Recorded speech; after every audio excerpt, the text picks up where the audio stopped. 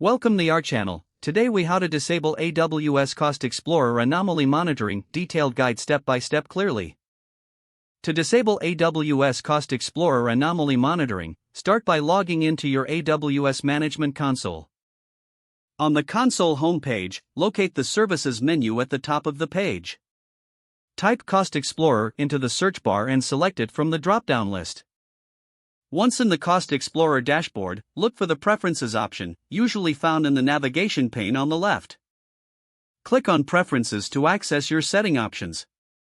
Within the Preferences page, find the section labeled Anomaly Detection. In this section, locate the toggle switch or checkbox for enabling or disabling anomaly detection. If the feature is enabled, click the toggle switch to turn it off.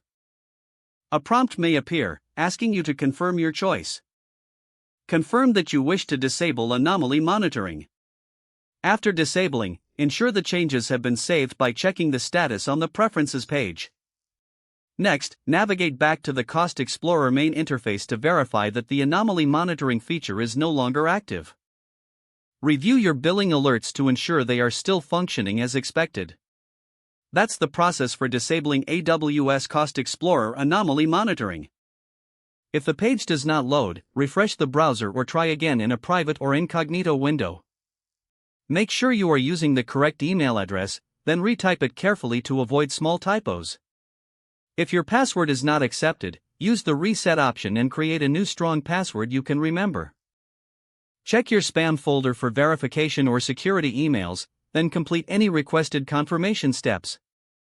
Enable two-factor authentication if available to improve account security and reduce unauthorized access risk. After signing in, review your profile details so your contact information and settings are accurate and current.